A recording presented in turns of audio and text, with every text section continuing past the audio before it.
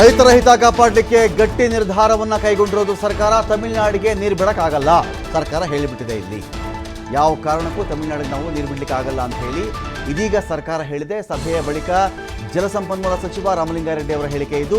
CWRC Kaveri ನೀರು ನಿರ್ವಹಣಾ ಸಮಿತಿ ಏನು ಆದೇಶವನ್ನು ಕೊಟ್ಟಿತ್ತಲ್ಲ, 3,500 ಕ್ಯೂಸೆಕ್ ನೀರನ್ನು ಬಿಟ್ಟುಬಿಡಿ, ಪ್ರತಿದಿನ 4 TMC ಅಷ್ಟು ನೀರು ಹೋಗ್ಬಿಡಲಿ ತಮಿಳುನಾಡಿಗೆ, ಇದೆಲ್ಲ ಇತ್ತಲ್ಲ. ಈ ವಿಚಾರಕ್ಕೆ ಸಂಬಂಧಪಟ್ಟಂತೆ ಇಲ್ಲ ನಮಗಿಲ್ಲಿ ಕುಡಿಯೋಕ್ಕೆ ನೀರಿಲ್ಲ, ನಾವಿವಾಗ ನೀರು ಬಿಟ್ಬಿಟ್ರೆ ನಮ್ಮ ಗತಿ ಏನು? ಮಳೆ ಆದರೆ ಖಂಡಿತ ಎಲ್ಲ ಸಮಸ್ಯೆಗೆ ಪರಿಹಾರ ಸಿಗುತ್ತೆ.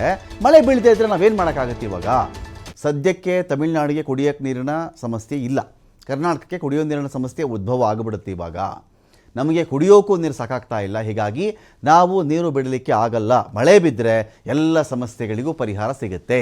CWMA ಸಭೆಯಲ್ಲಿ ನಮ್ಮ ಪರ ನಿರ್ಧಾರ ಪ್ರಕಟ ಆಗಬಹುದು, ನಮ್ಮ ಪರ ನಿರ್ಧಾರ ಅಲ್ಲಿ ಬರಬಹುದು. CWMA ಸಭೆಯಲ್ಲಿ ವಿಧಾನಸೌಧದಲ್ಲಿ ಸಚಿವ ರಾಮಲಿಂಗಾರೆಡ್ಡಿ ಅವರ ಹೇಳಿಕೆ ಇದು. ಕಾವೇರಿ ಕಣಿವೆಯ 4 ಡ್ಯಾಮ್ಗಳಿಗೆ 65.86% ಕಡಿಮೆ ನೀರು ಹರಿದಿದೆ. ಅಂದರೆ ಈಗ ನಮಗೆ 65% ಅಷ್ಟು ನೀರಲ್ಲಿ ಕಡಿಮೆ ಆಗಿಬಿಟ್ರೆ ತಮಿಳ್ನಾಡಿಗೆ ನೀರು ಬಿಟ್ಟಿಕ್ಕೆ ಇಲ್ಲಿಂದ ತರೋಣ ನಾವು ಅದನ್ನು?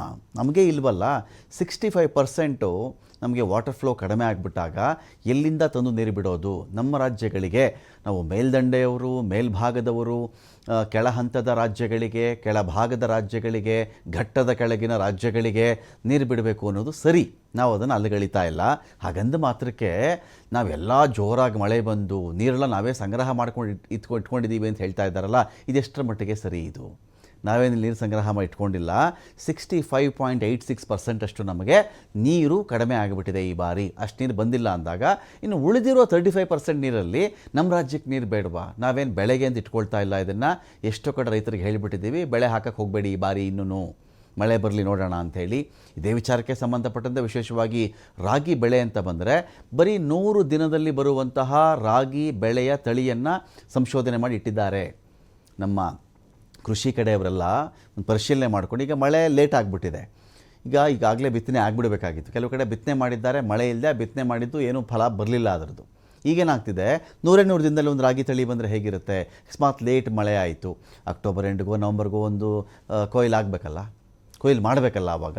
ಸೊ ಈ ಸಂದರ್ಭಕ್ಕೆ ಏನು ಮಾಡ್ತಾ ಇದ್ದಾರೆ ಇವರು ಅಂತ ಹೇಳಿದ್ರೆ, ಈ ಒಂದು ವಿಚಾರದಲ್ಲಿ ಈಗ ತಳಿಗಳು ಕೂಡ ಅಭಿವೃದ್ಧಿ ಆಗ್ತಾ ಇದೆ ಒಂದು ಕಡೆ. ಇದರ ಮಧ್ಯೆ ನಮಗೆ ನೀರು ಬಿಡಿ ಅಂತ ಹೇಳಿದ್ರೆ ನಮ್ಮ ಬಳಿ ಇಲ್ಲ ಅಂಥೇಳಿ ರಾಜ್ಯ ಸರ್ಕಾರ ಖಡಕ್ಕಾಗಿ ಹೇಳಿಬಿಟ್ಟಿದೆ. ಇಲ್ಲಿ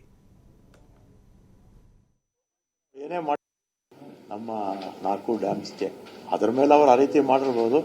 ಆದರೂ ಕೂಡ ಅವ್ರು ಏನೇ ಮಾಡಿದರೂ ಕೂಡ ನಮಗೆ ನೀರಿನ ಕೊರತೆ ಇದೆ. ಅವ್ರಿಗೆ ಸಫಿಷಿಯೆಂಟಾಗಿ ನೀರಿದೆ ಮೆಟ್ಟೂರು ಡ್ಯಾಮಲ್ಲಿ, ಕುಡಿಯೋ ನೀರಿಗೆ ಅವ್ರಿಗೇನು ಸಮಸ್ಯೆ ಇಲ್ಲ.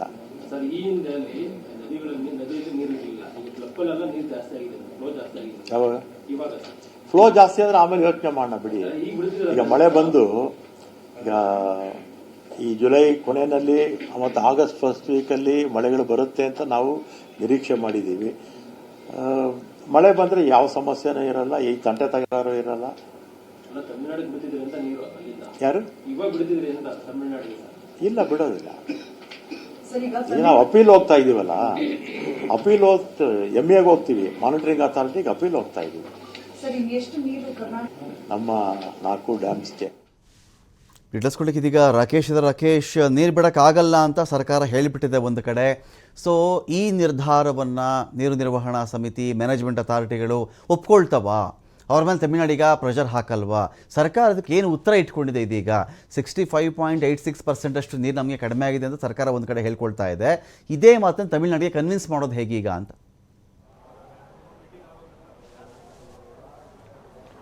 ರಮಾಕಾಂತ್, ಈಗಿರುವ ಸನ್ನಿವೇಶದಲ್ಲಿ ತಮಿಳುನಾಡಿಗೆ ನೀರನ್ನು ಬಿಡಲಿಕ್ಕೆ ಆಗೋದಿಲ್ಲ ಅನ್ನುವಂತಹ ನೇರ ಉತ್ತರವನ್ನು ರಾಜ್ಯ ಸರ್ಕಾರ ಕೊಟ್ಟಿದೆ. ಅಂದರೆ ಸಭೆ ನಡೆಸಿರುವಂತಹ ಮುಖ್ಯಮಂತ್ರಿಗಳು ಹಾಗೆ ಜಲಸಂಪನ್ಮೂಲ ಸಚಿವರು ಕೂಡ ಈ ತಮ್ಮ ನೇರ ನಿಲುವನ್ನು ವ್ಯಕ್ತಪಡಿಸಿದ್ದಾರೆ. ನಮ್ಮ ರಾಜ್ಯದಲ್ಲಿ ಈ ಅವಧಿಗೆ ಬರಬೇಕಾಗಿರುವಂತಹ ನೀರಿನ ಪ್ರಮಾಣ ಜಲಾಶಯಗಳಲ್ಲಿ ಇಲ್ಲ. ಜಲಾಶಯಗಳ ಬರುವಂಥ ಒಳ ನೀರಿನ ಹರಿವು ಕೂಡ ಕಡಿಮೆ ಆಗಿದೆ. ಹೀಗಾಗಿ ಅವರ ಬೇಡಿಕೆ ನೀರನ್ನು ಪೂರೈಸೋದಕ್ಕೆ ಸಾಧ್ಯವೇ ಆಗೋದಿಲ್ಲ ಅನ್ನುವಂತಹ ಮಾತನ್ನು ಹೇಳಿದ್ದಾರೆ. ಇಲ್ಲಿ ಪ್ರಮುಖವಾಗಿ ಅವರು ಕೊಡ್ತಿರೋ ವಿಚಾರ ಏನು ಅಂತಂದರೆ, ಈಗ ನಮ್ಮ 4 ಜಲಾಶಯಗಳಲ್ಲಿರುವಂತಹ ನೀರನ್ನು ಬಳಕೆ ಮಾಡಿಕೊಂಡ್ರೆ ನಮ್ಮ ರಾಜ್ಯದ ಮತ್ತು ಬೆಂಗಳೂರು ಸೇರಿದಂತೆ ಎಲ್ಲೆಲ್ಲಿ ಈ ನೀರಿನ ಮೂಲಗಳನ್ನು ವ್ಯವಸ್ಥಿತವಾಗಿ ತೆಗೆದುಕೊಳ್ಬೇಕಾಗುತ್ತೋ ಅಲ್ಲಿಗೆ ಕುಡಿಯುವ ನೀರನ್ನಷ್ಟೇ ಸಪ್ಲೈ ಮಾಡಲಿಕ್ಕೆ ಸಾಧ್ಯ ಆಗುತ್ತೆ. ಹಾಗಾಗಿ ನಾವು ನಮ್ಮ ರೈತರಿಗೆ ರೆಗ್ಯುಲರ್ ಆಗಿ ಈ ಸಂದರ್ಭದಲ್ಲಿ ಬೆಳಿಬೇಕಾದಂಥ ಬೆಳೆಗೂ ಕೂಡ ನೀರನ್ನು ಕೊಡದಿರುವಂತಹ ಸೂಚನೆಯನ್ನು ಕೊಟ್ಟಿದ್ದೀವಿ. ಹೀಗಿರುವಾಗ ನಮ್ಮಲ್ಲಿನ ಕುಡಿಯುವ ನೀರಿನ ವ್ಯವಸ್ಥೆಯನ್ನು, ಅದಕ್ಕೆ ಬೇಕಾಗಿರೋ ನೀರನ್ನು ಉಳಿಸಿಕೊಳ್ಳುವುದನ್ನು ಬಿಟ್ಟು ಅವರಿಗೆ ನೀರು ಬಿಡುವುದಕ್ಕೆ ಸಾಧ್ಯವೇ ಇಲ್ಲ ಅನ್ನುವಂಥ ಮಾತನ್ನು ಹೇಳಿದ್ದೇವೆ. ಹೀಗಾಗಿ ನಾವು ಮತ್ತೆ ಇದರ ವಿಚಾರವಾಗಿ ಮೇಲ್ಮನವಿಯನ್ನು ಸಲ್ಲಿಸುತ್ತಿದ್ದೇವೆ. ಅಲ್ಲಿ ನಮ್ಮ ವಾದವನ್ನು ಅವರು ಪುರಸ್ಕರಿಸಬಹುದು ಅನ್ನುವಂತಹ ವಿಶ್ವಾಸವನ್ನು ವ್ಯಕ್ತಪಡಿಸಿದ್ದಾರೆ. ಈಗಾಗಲೇ ಕಾನೂನು ತಜ್ಞರ ಜೊತೆ ಮಾತುಕತೆ ನಡೆಸಿರುವ ಸಂದರ್ಭದಲ್ಲೂ ಕೂಡ ಇಲ್ಲಿಯವರೆಗೆ ಇರುವಂಥ ನೀರಿನ ಪ್ರಮಾಣ, ಹಾಗೆ ರಾಜ್ಯ ಅವರಿಗೆ ಬಿಟ್ಟುಕೊಟ್ಟಿರುವಂಥ ನೀರು, ಹಾಗೆ ಮುಂಗಾರು ಮಳೆಯ ಕೊರತೆಯ ವಿಚಾರವನ್ನು ಕೂಡ ಮೆನ್ಷನ್ ಮಾಡಲಾಗಿದೆ. ಆ ವಿಚಾರಕ್ಕೆ ಸಂಬಂಧಪಟ್ಟ ಹಾಗೆ ಇರಬೇಕಾದಂಥ ಎಲ್ಲ ದಾಖಲಾತಿಗಳನ್ನು ಕೂಡ ಪ್ರೊಡ್ಯೂಸ್ ಮಾಡಲಾಗಿದೆ. ನಮ್ಮ ಕಾನೂನು ತಂಡವು ಕೂಡ ಸಮರ್ಥವಾಗಿ ವಿಚಾರವನ್ನು ಮಂಡಿಸಿದೆ. ಹೀಗಾಗಿ ಮುಂದಿನ ಮೇಲ್ಮನವಿ ಸಂದರ್ಭದಲ್ಲಿ ರಾಜ್ಯದ ಪರ ನಿಲುವು ಪ್ರದರ್ಶನವಾಗುವಂಥ ಸಾಧ್ಯತೆ ಇದೆ ಅನ್ನುವಂತಹ ವಿಶ್ವಾಸವನ್ನು ಹೇಳಿಕೊಂಡಿದ್ದಾರೆ. ಅವರ ಬೇಡಿಕೆಯಂತೆ 39 TMC ನೀರನ್ನು ಬಿಡಲಿಕ್ಕೆ ಈಗ ಸಾಧ್ಯ ಇಲ್ಲ. ಯಾಕೆಂದರೆ ಮಳೆಯೂ ಇಲ್ಲದ ಕಾಲದಲ್ಲಿ ನೀರನ್ನು ಬಿಡುವುದಕ್ಕೆ ಸಾಧ್ಯವೂ ಇಲ್ಲ. ಡೆಡ್ ಸ್ಟೋರೇಜ್ ಹಂತದಲ್ಲಿ ಇರುವಂಥ ನೀರನ್ನು ಬಳಕೆ ಮಾಡೋದಕ್ಕೂ ಕೂಡ ಕಷ್ಟ ಸಾಧ್ಯವಾಗುತ್ತೆ. ಹೀಗಿರುವಾಗ ನಾವು ನೀರನ್ನು ಬಿಡಲಿಕ್ಕೆ ಸಾಧ್ಯವೇ ಇಲ್ಲ ಅನ್ನೋದನ್ನು ನೇರವಾಗಿ ಹೇಳ್ಕೊಂಡಿದ್ದಾರೆ. ಸೊ ಮುಂದಿನ ಮೇಲ್ಮನವಿ ಅತಿ ಶೀಘ್ರದಲ್ಲಿ ಕರಿಬಹುದು. ಅಂಥ ಸಂದರ್ಭದಲ್ಲಿ ಸಭೆಯಲ್ಲಿ ಈ ವಿಚಾರವನ್ನು ಮಂಡಿಸಿ ನಮ್ಮ ವಸ್ತುಸ್ಥಿತಿಯನ್ನು ತಿಳಿಸುವಂಥ ಮಾತನ್ನು ಹೇಳ್ತೇವೆ ಅನ್ನೋದನ್ನು ಕೂಡ ಅವ್ರು ಹೇಳ್ಕೊಂಡಿದ್ದಾರೆ. Ramakant, thank you Rakesh.